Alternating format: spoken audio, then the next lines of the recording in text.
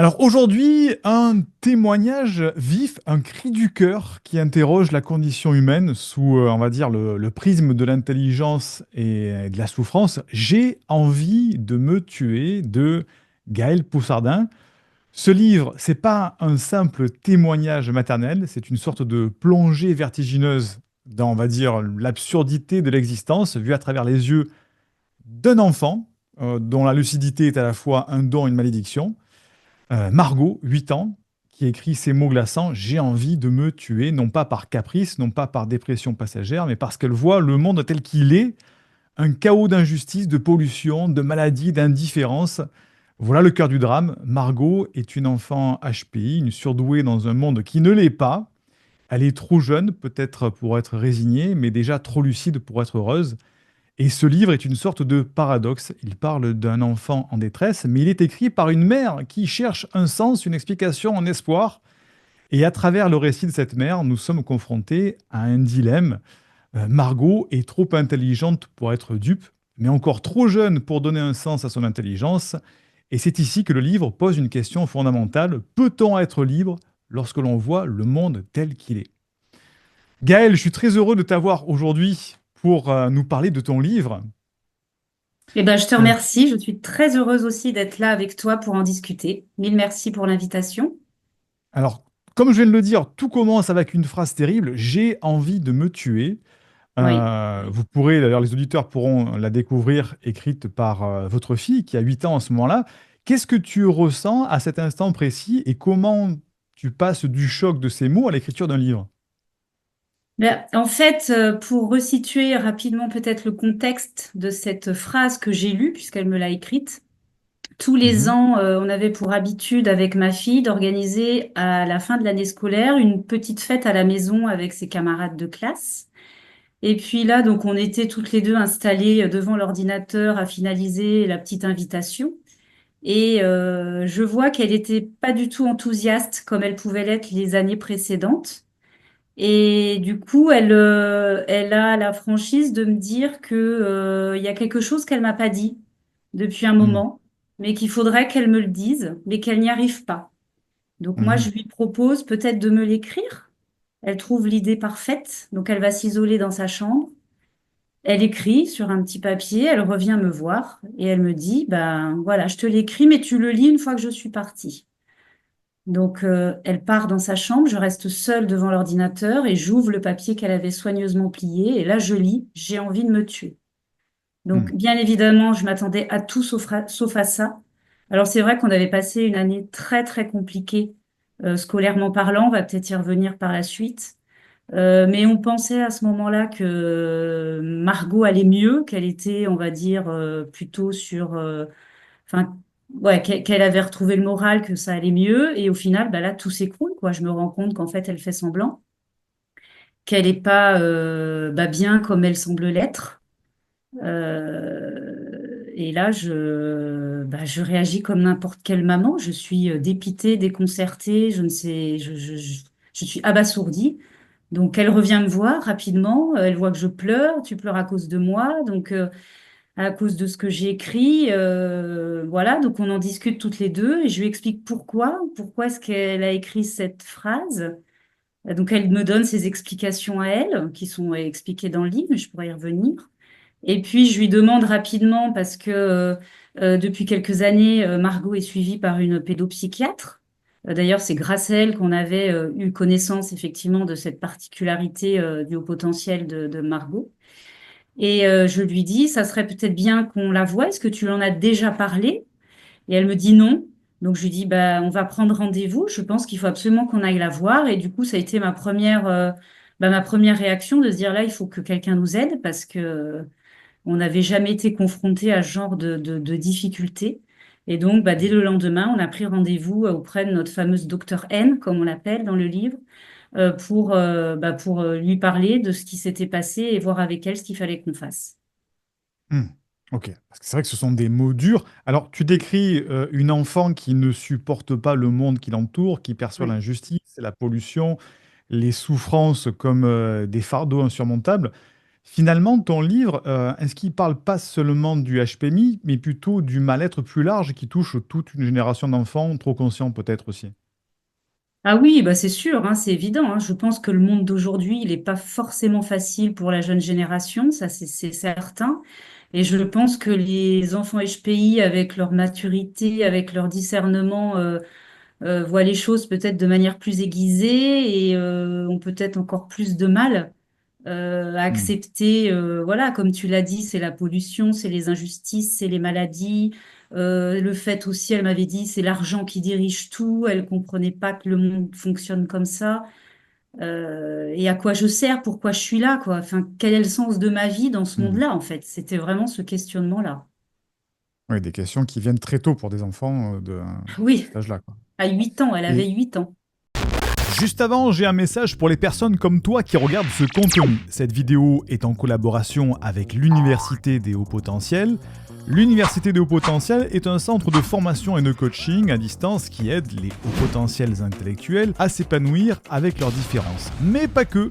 L'université accompagne aussi les personnes qu'on appelle les hypersensibles ou les personnes souffrant d'un TDAH par exemple. Grâce à ce sponsor qui finance cette vidéo, tu peux dès à présent recevoir une première formation 100% offerte dans laquelle tu trouveras beaucoup plus de détails pour premièrement savoir si toi aussi tu es au potentiel ou pas et obtenir des résultats concrets avec cette singularité au niveau de ta vie privée ou professionnelle. Si tu aimes les conseils que je te donne dans ces vidéos, tu aimeras encore plus les formations. Les formations, ce sont les conseils sans le montage frénétique des vidéos YouTube, sans les coupes pour que la vidéo soit courte et plus approfondie pour que tu puisses appliquer et obtenir des résultats concrets. Si tu écoutes au format podcast, tu tapes udhp.fr dans ton navigateur pour accéder à cette ressource offerte. Sinon, le lien se trouve en description sous cette vidéo ou épinglé en premier commentaire. Fais-le maintenant car le cadeau offert de cette campagne de sensibilisation peut être retiré à tout moment, ça serait dommage. On remercie notre sponsor, l'Université des Hauts Potentiels, pour soutenir cette vidéo et mon travail, et on reprend le cours de la vidéo. On va venir justement sur ces problèmes dans le cadre, on va dire, scolaire de son enfance, et notamment le problème pour comprendre ce type d'enfant-là, à offrir un cadre dans lequel ils peuvent s'épanouir. Est-ce que cette difficulté vient du fait que justement ils sont trop intelligents ou qu'ils sont simplement trop sensibles? Et dans ce cas, est-ce qu'il faut vraiment voir ça comme une malédiction? Ben, trop intelligent. Moi, je pense qu'ils ont surtout effectivement une hypersensibilité bah, qui les dessert quand même quelque part, je pense, hein. Mhm. Moi, je sais que Margot, elle est très empathique, très sensible sur ce qui peut se passer autour d'elle, vis-à-vis aussi de ses camarades de classe. Elle va prendre les choses pour elle alors que ça ne la concerne pas forcément. Et je pense que pour revenir sur l'école, je pense qu'il y a une réelle inadaptation du système éducatif, pardon, tel qu'il est aujourd'hui par rapport au fonctionnement que peuvent avoir ces enfants. Et Mhm. pour en avoir discuté avec quelques enseignants qui sont, je dirais, plutôt informés et formés sur la question, ils ont conscience effectivement qu'il y a ce décalage qui est Mhm. bah, plus que réel entre ben, la façon dont ça fonctionne dans les écoles et bah, le fonctionnement de ces enfants qui n'est pas du tout adapté. Et moi, je sais que pour Margot, à chaque fois qu'elle était en souffrance, c'était lorsqu'à l'école, c'était très compliqué. Souvent, ça partait de là. Quand elle ne trouvait Alors, plus sa place à l'école, quand elle était vraiment dans une situation de stress et d'angoisse parce qu'elle n'y arrivait plus et qu'elle explosait, hein. On a connu la est-ce que phobie tu peux nous scolaire. donner justement des cas concrets pour que les parents, peut-être, qui ne sont pas au courant, qui ont des enfants qui sont peut-être dans le même cas que Margot, comprennent un petit peu comment ça se passe dans le concret, dans le pratique? Parce que souvent, Ouais. on a des vues assez généralistes de comment ça se Mm. passe, mais toi, concrètement, comment ça se passait? Que vivait Margot à l'école? Alors nous, la première fois qu'on a entendu parler de phobie scolaire, Margot était en classe de grande section de maternelle. Donc, moi, je ne savais même pas que les enfants pouvaient avoir de telles souffrances et de telles difficultés face à l'école. Et donc, ça se manifestait de la manière suivante. Pour nous, c'est que Margot disait clairement, je ne peux pas aller à l'école. Elle était angoissée, stressée, elle ne dormait plus, des crises de larmes. Elle allait Mhm. jusqu'à se griffer. Donc, je vais pas parler d'automutilation, mais quand même se faire du mal, se griffer jusqu'au sang, se mordre. donc du haut de ses 5, 6, 5 ans en grande section de maternelle. Donc, quand elle était en classe, elle me disait toujours, je suis au bord de l'explosion, j'ai envie de pleurer, j'ai envie de crier, j'y arrive pas. Voilà, c'était plus fort qu'elle. Elle avait envie d'aller à l'école, mais elle n'y arrivait plus. Donc là Mhm. encore, on avait consulté très rapidement notre pédopsychiatre préféré qui nous suit depuis plusieurs années. Donc c'est elle qui nous avait expliqué ce qui se passait, les prémices d'une phobie scolaire, et elle nous avait donné la feuille de route, je dirais, les Mhm. démarches qu'il faut faire, parce que moi j'aurais fait exactement l'inverse de ce qu'il faut faire au final. Je pense qu'en tant que parent, on a toujours peur que l'enfant n'aille plus à l'école, que l'enfant soit déscolarisé. Qu'est-ce qui va se Ouais. passer s'il prend du retard pour sa scolarité, pour sa vie future? On a tendance à faire passer l'élève avant l'enfant. Et Mhm. nous, des pédopsychiatres, pardon, nous avait expliqué qu'il faut absolument écouter l'enfant en premier, que l'enfant est plus important que l'élève, que si l'enfant a besoin de souffler, eh ben, il faut le laisser souffler, c'est-à-dire rester à la maison, ne pas forcer Mhm. à aller à l'école et prendre le temps nécessaire pour que l'enfant aille mieux et pour qu'il puisse retourner en classe. Donc Mhm. voilà. Et en parallèle, bien évidemment, il faut mettre en place des choses, chercher pourquoi la phobie scolaire est là, parce que là, c'est lié à son haut potentiel intellectuel, mais ça peut toucher d'autres enfants qui ne sont pas HPI, mais qui vont avoir d'autres difficultés qui vont quand même entraîner une phobie scolaire. Donc, c'est pas Mhm. exclusif des HPI, hein. Ça peut concerner n'importe quel enfant. Donc voilà, c'est Mhm. ça, du stress, de l'angoisse, des insomnies, des crises de larmes, des maux de ventre. Voilà, c'est tous ces symptômes-là qui peuvent apparaître. Et qu'est-ce qui t'a mis sur la route? Parce que là, on pourrait se dire, ok, d'accord, mais je suis parent, j'ai un enfant qui n'a pas envie d'aller à l'école, qui crie, qui pleure, qui a des maux de ventre. Comment faire le rapport entre un enfant qui a une, entre guillemets, je veux dire, une simple phobie scolaire ou simplement pas envie d'aller à l'école aussi, Mhm. et un profil atypique, neuroatypique, un haut potentiel, par exemple? Qu'est-ce qui te met sur le chemin? Comment tu fais pour aller jusqu'à ce diagnostic? Alors, nous, il faut savoir déjà, donc nous, on a appris le HPI de Margot quand elle était âgée de 4 ans. C'est pas Donc, commun. on l'a su relativement tôt. Je pourrais revenir sur les raisons qui nous ont poussés à consulter et du coup à la faire tester. Mais ça veut dire que depuis 4 ans, donc on est suivi par cette pédopsychiatre qui est une spécialiste du HPI. À l'époque, on ne savait pas qu'elle était spécialiste du HPI parce qu'on n'y allait pas forcément pour ça. Mais bon, voilà, c'est ce Mhm. qui s'est révélé. Et il faut savoir que dès la petite section de maternelle, l'école a déjà été problématique pour notre fille. Sans parler de phobie scolaire, elle n'aimait pas l'école. C'était des trucs de bébé. Les autres enfants, c'est des bébés. Ce qu'ils me demandent de faire, je sais déjà le faire. Moi, je veux apprendre à lire et à écrire. Ça ne l'intéressait pas. Mhm. Néanmoins, elle n'avait pas ces symptômes qui étaient là, et dans son discours, elle ne verbalisait pas le fait qu'elle ne voulait pas aller à l'école. Elle, au contraire, elle était tellement Mhm. heureuse d'aller à l'école, mais elle pensait qu'elle allait apprendre des tonnes de choses, mais elle s'est rendue compte que malheureusement, c'était pas le cas. Donc, je dirais que la pédopsychiatre nous avait expliqué que malheureusement, il peut arriver fréquemment pour ces enfants-là que l'école soit problématique. Donc, on avait quand même ça dans un coin de notre tête. Donc voilà, on était vigilants. La petite Mhm. section s'est quand même passée, la moyenne section s'est parfaitement passée. Donc là, voilà, il n'y a pas eu de souci. Et là, en grande section maternelle, je veux dire, notre fille, elle l'a de suite verbalisé. Ça ne lui convenait absolument pas. C'était pas un caprice ou une passade. Dire non, Mhm. bah aujourd'hui, j'ai pas envie d'aller à l'école, je vais rester jouer. Je veux dire, on voyait bien qu'elle faisait pas du cinéma. Ses maux de ventre, son angoisse, ses insomnies, le soir, elle mettait des heures à s'endormir. Enfin, c'était pas du caprice, c'était réel. Donc c'est pour ça que, voilà, rapidement, on avait consulté notre pédopsychiatre qui, elle, a mis des mots sur les mots de notre fille et qui nous a dit, là, attention, ce sont les prémices d'une phobie scolaire. Pour pas que ça devienne une phobie scolaire trop forte, trop importante, au risque qu'elle ne puisse plus du tout aller à l'école, il faut qu'on mette en place des aménagements. Donc, c'est exactement ce qu'on avait fait. On l'avait sortie de l'école plusieurs après-midi par semaine, puisque elle avait pas 6 ans, donc l'école n'était pas obligatoire, à l'époque en tout cas. Donc, Mhm. du coup, on avait cette liberté et cette possibilité d'aménager son temps scolaire. sans Hmm. devoir justifier quoi que ce soit auprès de l'école. Et on a bien vu que dès qu'on a mis en place ces aménagements, petit à petit, les symptômes ont commencé à diminuer, voire jusqu'à Hmm. disparaître.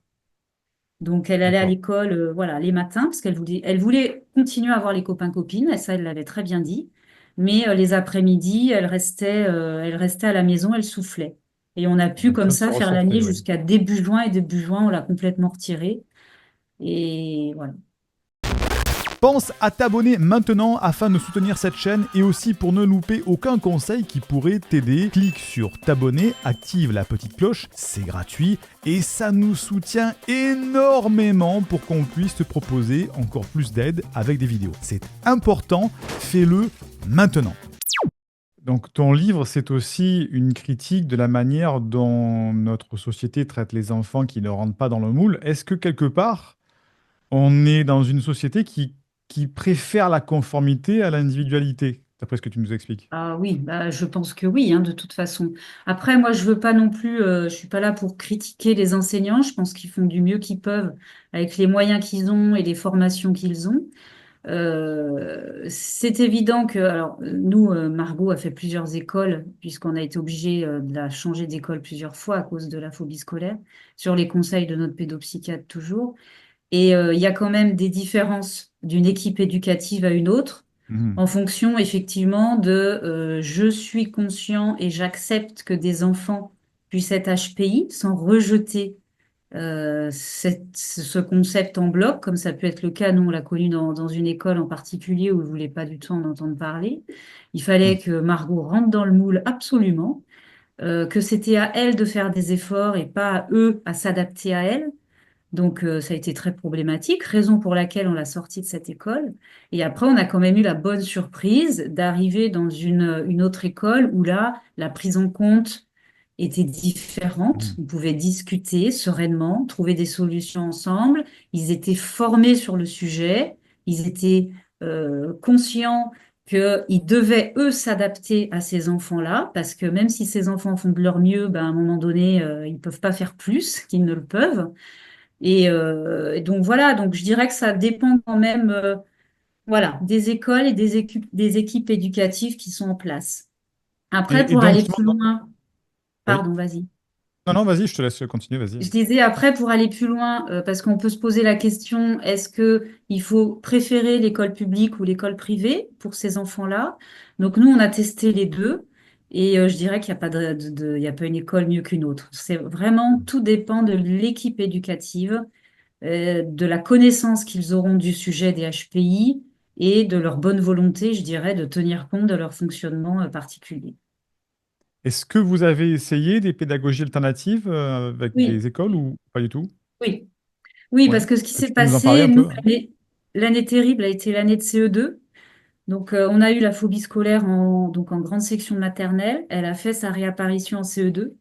Là, la pédopsychiatre nous a dit attention, là, la phobie scolaire, elle est telle qu'il faut la changer d'école parce que on est allé voir l'enseignante et il n'y avait pas moyen de discuter, de prévoir des aménagements.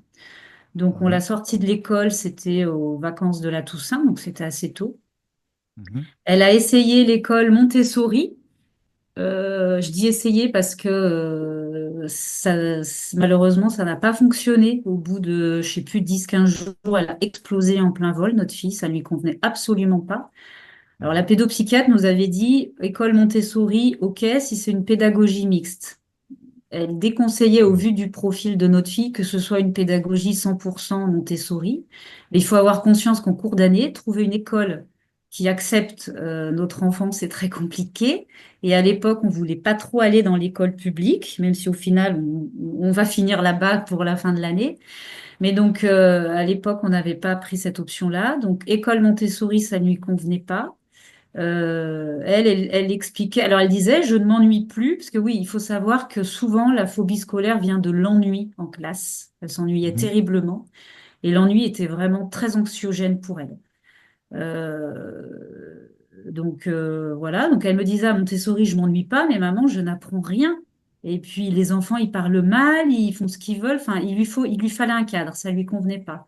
Donc Mhm. ensuite, on allait dans une école spécifiquement pour enfants HPI. Donc là, elle a vécu les meilleurs mois de sa vie, on va être clair. C'était vraiment l'école qui lui convenait le plus. Elle a été épanouie et heureuse comme rarement on l'a vue. Donc ça nous Mhm. a quand même montré que notre fille pouvait être bien à l'école. C'était pas elle le problème. Et que Mhm. quand voilà, les choses sont adaptées, sont faites pour eux, ces enfants, ils sont très bien et ils sont ravis, épanouis et ils sont heureux d'aller à l'école. Donc ça a fait du bien. Mais malheureusement, ce sont des écoles hors contrat avec l'État. Donc des écoles qui ne vivent que de la participation financière des Mhm. familles.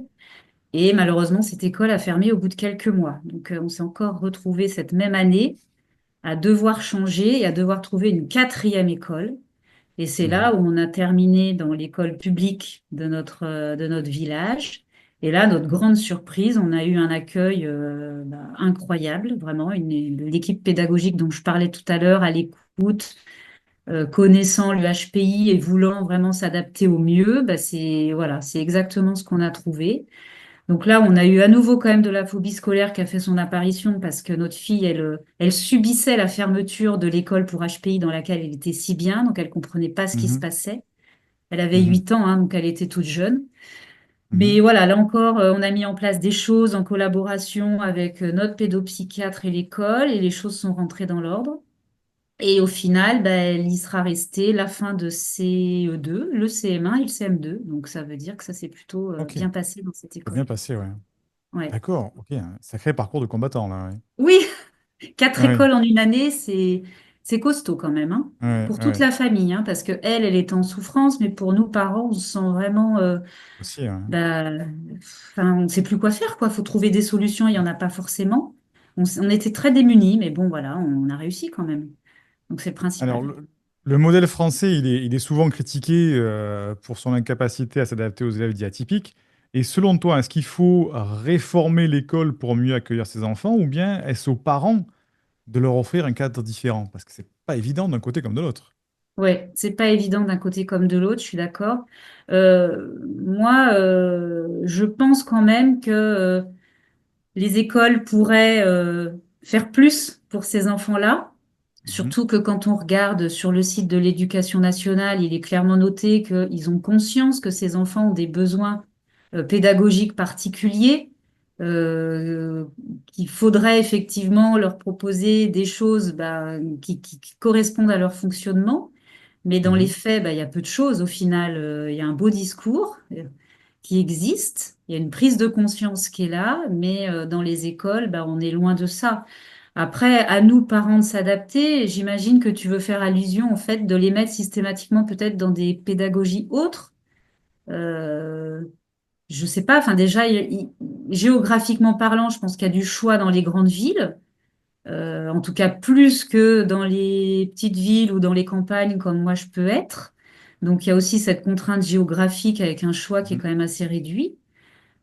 Et puis moi, à l'époque de cette fameuse année noire du CE2, j'avais cherché, parce que là pareil, notre pédopsychiatre nous avait aidés en essayant de nous aiguiller sur des écoles dont elle avait plutôt de bons échos par mhm, rapport à des enfants qu'elle suivait, des enfants HPI, mais il n'y a pas de place dans les écoles dites alternatives.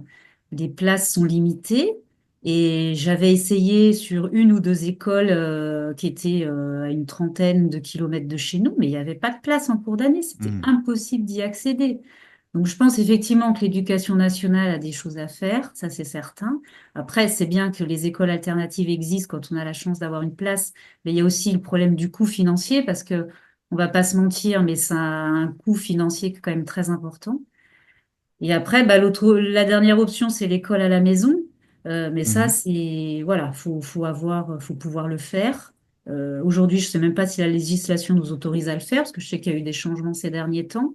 Mais nous, on s'était Mhm. posé la question. Si on avait dû passer par là, ben, bien sûr qu'on l'aurait fait, c'est évident. Parce que c'est le Ok, bien-être de l'enfant qui passe avant tout, une fois de plus. c'est bien que tu le dises, ouais. Et Oui. aujourd'hui, on voit une sorte d'explosion des diagnostics de HPI, de TDAH, des troubles neuroatypiques. Est-ce que, dans ton cas, hein, dans ton histoire, est-ce que mettre un mot sur ces différences, ça a été une libération pour Margot ou au contraire, ça a été un enfermement peut-être qu'il a défini trop tôt? Non. Alors non, ça je l'aborde dans mon livre parce qu'effectivement, beaucoup de familles se posent la question de la pertinence de faire tester son enfant. Est-ce que c'est pas rajouter une étiquette de plus et l'enfermer, comme tu le disais, voilà, dans cette étiquette-là? Nous, quand on a fait donc tester Margot sur les conseils de notre pédopsychiatre, ça a été une libération. En fait, je vais Mhm. peut-être expliquer pourquoi on a consulté à l'époque. Mhm, oui. Margot, à 3 ans, elle se questionnait quotidiennement sur la mort, sachant qu'il n'y avait eu aucun décès dans notre famille, que la télé était éteinte et que on ne parle pas de mort du matin au soir, absolument pas. Mais elle avait compris, enfin je pense, c'est ce qu'on s'est dit après coup, par les histoires Walt Disney qu'elle avait dans sa bibliothèque, Mhm. Cendrillon, Blanche-Neige, où les mamans ne sont pas là, elle avait parfaitement intégré, en fait, le concept Mhm. de mort. Et du coup, elle avait cette peur et cette angoisse qui faisait qu'elle nous questionnait tous les jours. Qu'est-ce qui se passe quand on est mort? Où est-ce qu'on va quand on est mort? À quelle heure, à quel âge, pardon, on meurt? Et voilà, enfin, des questions de plus en plus précises. Et nous, en tant que parents, l'interrogation qu'on avait, c'était comment je réponds à une enfant de 3 ans? Parce qu'il Mhm. fallait quand même combler sa curiosité, mais sans l'affoler par ailleurs. Donc, c'est un équilibre qui n'est pas évident à trouver. Donc, à un moment, on s'est dit, on va se faire aider parce que ça devenait de plus en plus pressant. Et on voyait qu'elle Mhm. s'arrachait les peaux des ongles jusqu'au sang, qu'elle n'était pas sereine, qu'elle était angoissée. Donc, c'est là où on est tombé sur notre pédopsychiatre. Et au début, on a pris rendez-vous juste pour lui expliquer ça. Et du coup, c'est de là, donc elle a posé tout un tas de questions, etc. Ça l'a mis de suite sur la piste du HPI. Et donc, elle a dit, on va la faire tester bah, pour savoir si effectivement ça peut être ça. Mhm. Et du coup, bah, ça s'est révélé exact. Et quand, du coup, je n'aime pas dire diagnostic parce que c'est pas une maladie, mais quand le HPI a été posé, elle l'a expliqué avec la pédopsychiatre l'a expliqué à Margot, Mhm. avec des mots adaptés à son âge. Et là, Margot s'est de suite apaisée. Alors moi, j'étais pas là quand elle lui a expliqué parce que les consultations étaient entre Margot et la pédopsychiatre. Moi, j'attendais dans la salle d'attente.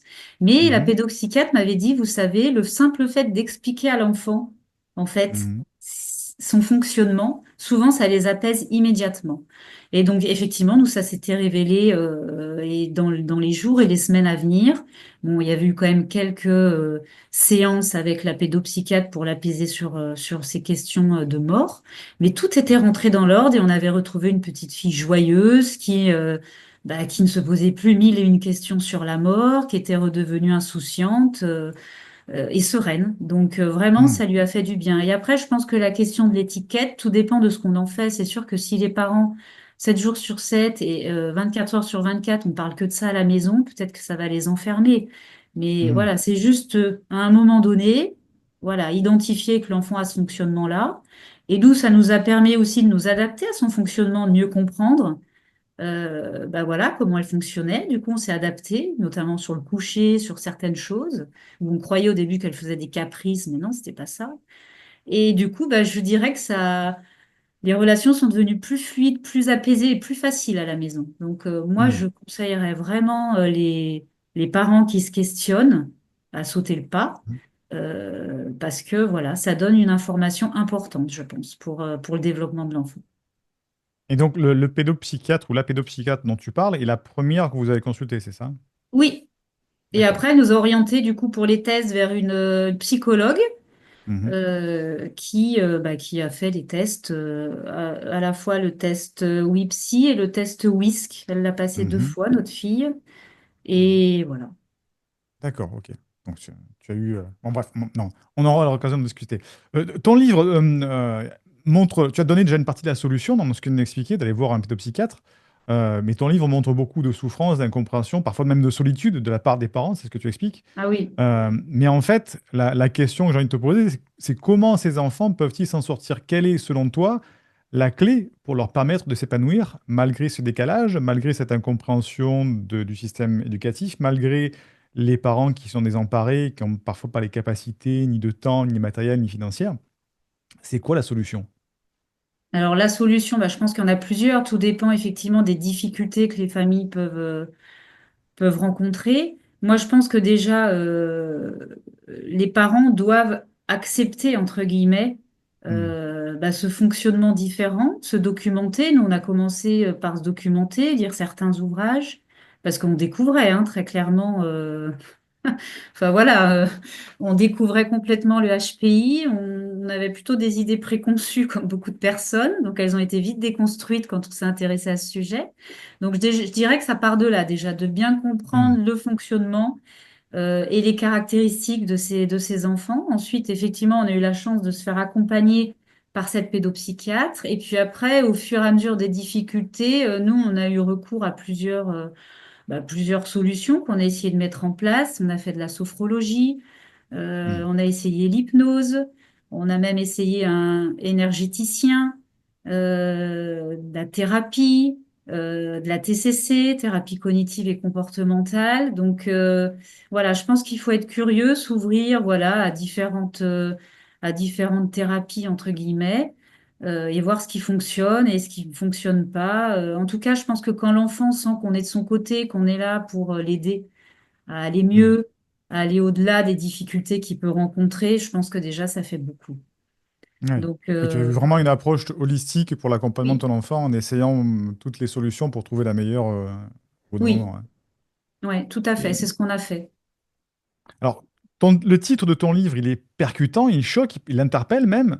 Est-ce que tu as eu, alors c'est tout récent, au moment où on fait l'interview, je crois que ça il vient à peine de sortir, ton livre. Mm. Est-ce que tu as déjà eu des critiques sur ton livre? Certains t'ont-ils reproché peut-être d'exposer l'intimité de ta fille? Ou au contraire, est-ce que tu as reçu des témoignages de parents qui se sont reconnus dans ton histoire? Alors, mon livre sort dans quelques jours. Ah, il Donc, sort, d'accord, il n'est pas encore sorti. voilà. Donc, néanmoins, il était quand même en précommande et certains ont pu l'avoir directement auprès de mon éditeur puisque lui avait déjà des exemplaires de disponibles. Donc, les personnes qui l'ont commandé directement chez l'éditeur ont déjà reçu l'ouvrage. Donc, j'ai eu quelques retours, mais il y en a peu au final parce que, voilà. euh, En tout cas, personne ne n'a critiqué, entre guillemets, le titre. Plusieurs m'ont dit que le titre, en tout cas, interpelle énormément et donne Mhm. envie d'en savoir plus. En tout cas, pour la petite histoire, quand j'ai décidé de me lancer dans l'écriture de ce livre, je ne savais pas encore de quoi j'allais parler dans le détail, mais le titre, je l'avais, parce que cette phrase m'avait Mhm. tellement marquée et je trouve qu'elle Mhm. caractérise tellement, enfin, c'était quand même un moment enfin, qu'on n'oubliera jamais dans notre histoire, que le titre était une évidence pour moi. Alors c'est vrai que Mhm. peut-être certains le critiqueront parce que on peut considérer qu'il est putaclic ou je sais pas, qu'il est un peu provocateur. Mais, Mhm. euh, mais je trouve qu'il résume bien. Et après, j'explique en plus, dès la quatrième de couverture, j'explique pourquoi, enfin, on comprend de suite pourquoi il y a ce titre. Et puis ça montre, je trouve, bah, la réalité de ce que peut être le HPI. Mhm. Bah, on s'éloigne hein, très largement des idées préconçues, des préjugés qu'on peut avoir, comme quoi on pourrait penser que le HPI, bah, c'est une vie de réussite, des petits génies qui réussissent dans tout, qu'il n'y a pas de problème. Bah, malheureusement, c'est pas toujours le cas. Il y a beaucoup d'enfants qui vont mal, même peut-être certainement des adultes, même s'ils Mhm. ont plus de maturité pour le gérer. Mais voilà, la réalité, elle peut être celle-ci. Donc, moi, le titre, Ouais. je le trouve chouette par rapport à ça. Voilà, on verra les Ça résume bien, prochaines. on va dire, les faits, l'effet que Ben tu as eu oui. par rapport à cette phrase-là. Ouais. Mm. On verra Hmm. les retours plus nombreux qui arriveront dans les jours et les semaines à venir. Ok, on arrive au milieu de cette interview. J'aimerais qu'on aille sur des questions un petit peu plus incisives, si tu me le permets, pour qu'on aille gratter justement un petit peu plus profondément sur le livre. Oui. Euh, tu, Ton livre porte un titre très fort, on l'a vu. Ta fille était en détresse et tu as choisi de raconter son histoire publiquement. Alors tu as changé les noms, bien sûr, hein, Mm. dans le livre. Est-ce qu'elle a eu le choix? Est-ce que tu as peut-être pas instrumentalisé justement sa souffrance? Est-ce que tu peux nous en dire plus par rapport à ça? Alors, tout à fait. Avant de commencer l'écriture de ce livre, je lui en ai parlé. Alors, bien évidemment, ça s'est pas fait dans les jours qui ont suivi cette fameuse phrase qu'elle nous a écrite, hein. L'urgence Mhm, était complètement ailleurs à ce moment-là. C'est venu quelques années après, hein, quand même, hein. Donc, voilà. Quand j'ai mhm, eu pour projet d'écrire ce livre, elle allait bien. Hmm. Donc moi, je lui ai expliqué effectivement que j'avais envie d'écrire notre histoire, parce que c'est une histoire de famille, effectivement, c'est la sienne, mais c'est aussi nous, parents, comment on a géré, comment on a vécu, ce qu'on a fait pour que ça se passe au mieux pour elle. Elle était emballée par l'idée, à la condition, comme tu l'as dit, de changer son prénom. Donc, chose qu'on a faite, bien évidemment. Mhm. Euh, et puis ensuite, donc quand le livre, enfin quand j'ai commencé l'écriture, je savais pas ce que ça allait donner. Donc quand je l'ai terminé, bon déjà j'étais contente d'être allée au bout de cette aventure littéraire. Je me suis dit bah je vais l'envoyer à quelques maisons d'édition, mais je ne savais pas du tout si il allait être publié ou pas. Et là effectivement j'ai eu donc un retour positif puisque j'ai une maison d'édition qui l'a publié. Et là, du coup, c'est devenu un peu plus concret. Donc là, elle m'a fait part du fait que, maman, ça m'inquiète. Tout le monde va Hmm. connaître mon histoire. Donc moi, je lui ai dit, Margot, s'il y a le moindre problème, on arrête, c'est pas un problème pour moi. Donc j'étais très claire avec elle. Je lui ai dit, si ça te pose le moindre souci, si tu as peur de mal le vivre, si tu n'as pas envie que le livre soit publié, moi, je ne t'en voudrais pas, tu me le dis et on arrête là. Et elle m'a dit, ah Mhm. non, non, non, surtout pas, maman. Ça, il en est hors de question. Tu vas aller au bout, je suis fière de toi. Euh, voilà, donc elle a été, voilà, je lui ai rappelé que son prénom n'était pas le Mhm. sien, enfin que le prénom utilisé dans le livre n'était pas le sien, et puis que bon, j'ai envie que mon livre ait du succès, c'est sûr, mais je lui ai dit, toute la Terre va pas lire ton livre non plus, donc tout le monde ne va pas être au courant de ton histoire. Il s'adresse vraiment à des gens qui sont concernés plutôt par le HPI, donc ça peut aider des personnes, aider des familles qui peuvent être confrontées Mhm. aux difficultés qu'on a rencontrées. Donc voilà, donc sa crainte, c'était surtout en fait son entourage proche, très clairement, hein, les gens de Ah sa ouais, dans le classe, cadre ses scolaire, ouais. camarades, voilà. Hmm. Mais donc voilà, effectivement, dernièrement, je lui ai redemandé. Elle m'a dit, ah non, non, c'est hors de question, tu continues. Donc voilà. Bon, ça va alors, ça passe. Et à te lire dans le livre, on a l'impression un petit peu que tous les enfants HPI sont condamnés un petit peu à souffrir, à être en décalage, à être malheureux. Est-ce que c'est pas à exagérer? Est-ce que c'est pas une vision trop alarmiste du HPI pour les enfants? Ah non, non, moi je pense au contraire que, et heureusement d'ailleurs, je crois que je le dis dans l'introduction, Mhm. tous les enfants ne souffrent pas. Il y en a même qui vivent très bien et, Mhm. euh, et qui n'ont pas de soucis, qui n'ont pas besoin d'être suivis, qui n'ont pas de difficultés particulières. Et c'est tant mieux, heureusement. Après, chaque enfant reste unique, et même s'ils ont peut-être cette casquette HPI en commun. Tous ces enfants sont différents les uns les autres et ils vont pas vivre les choses de la même façon. Ça dépend, je pense, de Mhm. leur sensibilité, de leurs caractéristiques qui leur est propre. Et puis, enfin, là, en tout cas, pour le coup, pour l'histoire de Margot, peut-être que si elle n'avait pas été dans cette première école où l'équipe éducative était très fermée, on n'aurait peut-être pas connu la phobie scolaire. Peut-être que les choses se seraient passées différemment. Donc, tout dépend aussi du parcours de chaque enfant. Je Mhm. pense qu'il faut juste avoir à l'esprit que le HPI peut entraîner des difficultés. Mais ce n'est pas le Mhm. cas pour tous les enfants et heureusement. Mhm. Ok, c'est bien que tu le dises, ouais.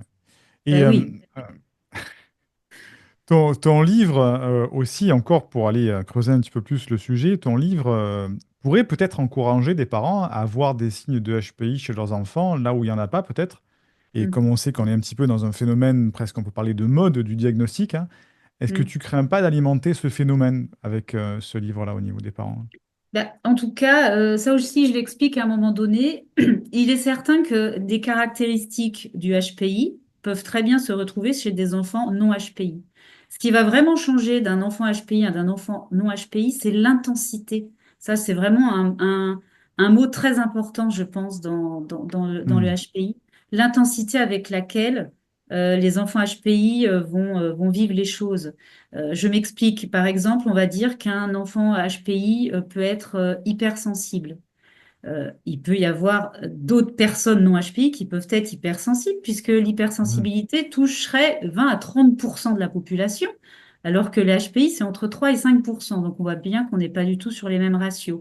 Mais ce qui va faire la différence dans le fait d'être HPI ou pas, c'est l'intensité avec laquelle il va vivre les choses. Pareil, on peut dire qu'un enfant HPI est très curieux. Bien sûr qu'il peut y avoir un enfant non HPI qui va être aussi très curieux. Mais chez l'enfant HPI, tout est plus intense en fait. Hmm. Donc voilà. Après, de toute façon, effectivement, même si des parents se questionnent parce que les caractéristiques peuvent être communes, euh, bah, il suffira simplement de les faire tester et ils le sauront, à Mhm. savoir si effectivement ils sont HPI ou pas. Parce que moi, de ce que j'ai lu ces derniers temps, c'est que cette proportion d'HPI, elle augmente pas. Il y a peut-être beaucoup plus de personnes qui sont testées, on en parle beaucoup plus, Mhm. mais au final, dans les résultats des tests, le pourcentage n'évolue pas à la hausse. Il reste Mhm. le même. Donc, il y a bien quelque chose qui distingue véritablement la population HPI de la population non HPI. Et je pense que vraiment le maître, le mot-clé, c'est l'intensité. L'intensité, ouais. Mm, Mhm. Intéressant. Et dans ton livre, tu expliques que ta fille se sentait en décalage avec les autres enfants, qu'elle avait du mal à se faire des amis. mm. J'ai envie de te poser une question, encore une fois un peu incisive. Est-ce que c'est vraiment à la société de s'adapter à elle, ou bien est-ce qu'elle doit, elle aussi, apprendre à s'intégrer au risque de la déresponsabiliser par rapport à son profil?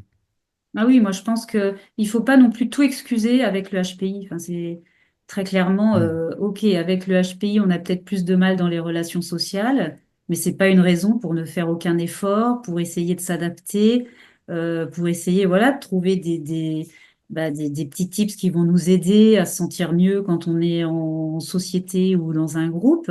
Donc nous, on a toujours encouragé notre fille, en tout cas, à faire son maximum et à pas se Mhm. cacher derrière cette étiquette, ben c'est pas de ma faute, je suis HPI. Enfin, ça serait un peu facile, je pense. Après, on a tendance à dire, enfin en tout cas moi je l'ai lu à plusieurs reprises, qu'il semblerait que les HPI s'attirent entre eux. Donc on aurait tendance, voilà, à s'entourer plutôt de personnes qui nous ressemblent, et donc du coup, ben voilà, les HPI s'attireraient mutuellement et se retrouveraient assez facilement. Et donc là, j'imagine que effectivement ils sont plus à l'aise dans ce cas-là. Mais non, nous, on Mhm. a toujours poussé notre fille à faire tous les efforts qu'elle pouvait faire. Donc, Mhm. bien évidemment que les HPI ont leur part à jouer. Voilà, c'est Mhm. évident. C'est bien que tu mettes en garde par rapport à ce sujet-là, oui. Et Ah tu oui. parles du rôle de la pédopsychiatre dans ton parcours. Est-ce que tu penses que, alors je pense que de mon point de vue, hein, que vous avez eu beaucoup de chance de tomber Mm. tout de suite sur le bon pédopsychiatre, mais est-ce que, vu que tu as testé différentes approches, est-ce que tu penses que les professionnels sont bien formés à accompagner les enfants HPI, ou au contraire, ils manquent de connaissances sur le sujet?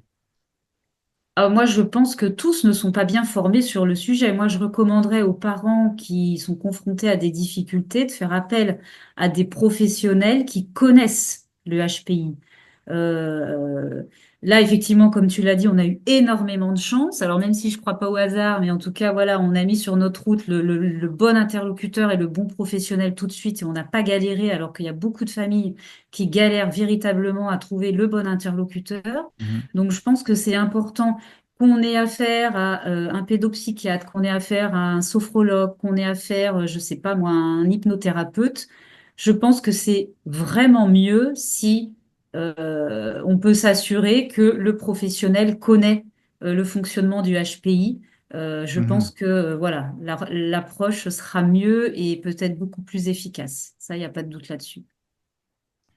Est-ce que tu peux nous dire quelques mots sur aujourd'hui, quel âge a ta fille, comment ça se passe, elle en est Oui. où? Alors aujourd'hui, tout se passe bien, donc je suis ravie de le dire. Donc aujourd'hui, Margot, elle a 14 ans, elle est en classe de troisième. 14 ans, c'est pas un Donc, âge facile pour les filles non non, plus, hein. c'est pas un âge facile et elle a jamais été aussi bien, je crois. Et en fait, pourquoi? Parce qu'elle est dans un établissement où elle est très bien. Alors, il faut Hmm. savoir pour la petite histoire que effectivement le livre s'arrête jusqu'à la classe de CM2 inclus. Je parle pas du collège.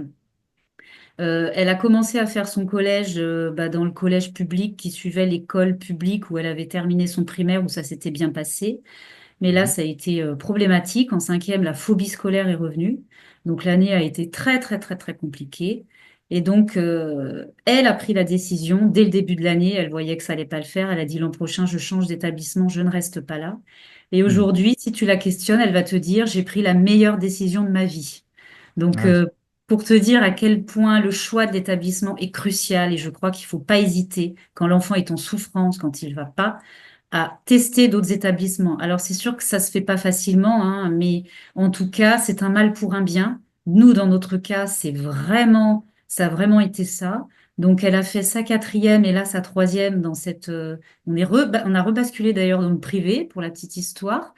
Et elle n'a jamais été aussi bien. Et son lycée, bah, ça va être la suite logique parce que ce collège fait également lycée. Et du coup, bah, Mhm. l'entrée en lycée est un non-sujet, c'est un non-événement. Elle connaît déjà les professeurs, les camarades, les bâtiments. Et donc aujourd'hui, il n'y a plus de phobie scolaire. Il n'y a plus de difficultés. Elle est ravie d'aller à l'école tous les jours. Elle a du plaisir à y Mhm. aller.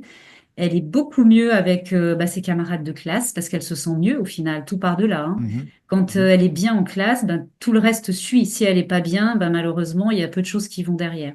Mais là, vu qu'elle Mhm. est bien, ben, voilà, elle a des copains-copines, elle s'entend très bien. L'école, ça se passe très bien. Enfin voilà, tout va bien. C'est gentil Génial. de demander de ses nouvelles, en tout cas.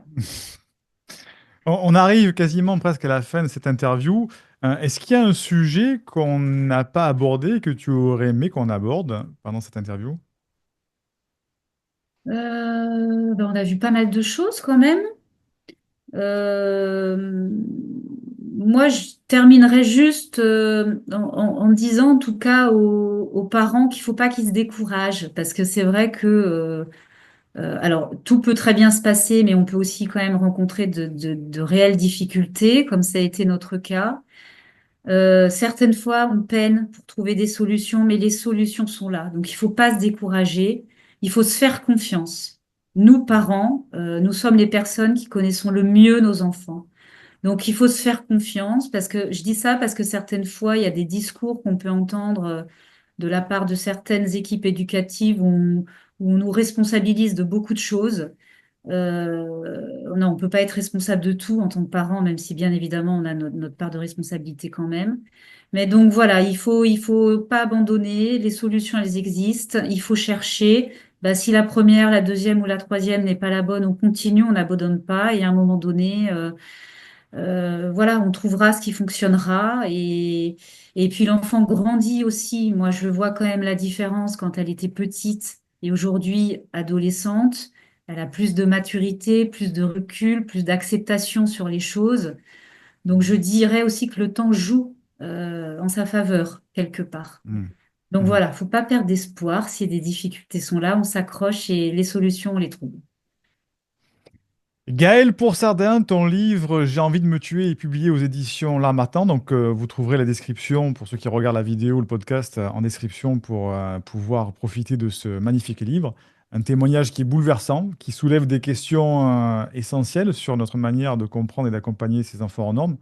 Donc, Gaël, merci d'avoir été avec nous. Ben, merci Siegfried pour cette interview. J'ai pris beaucoup de plaisir et si ça peut aider certaines familles, j'en suis ravie. Si tu as aimé ce contenu, tu vas adorer cette autre vidéo qui s'affiche à l'écran. Et n'oublie pas de mettre un like pour remercier le travail de cette vidéo et soutenir cette chaîne. Et on remercie notre sponsor, l'Université des Hauts Potentiels, qui t'offre une première formation 100% offerte dans la description.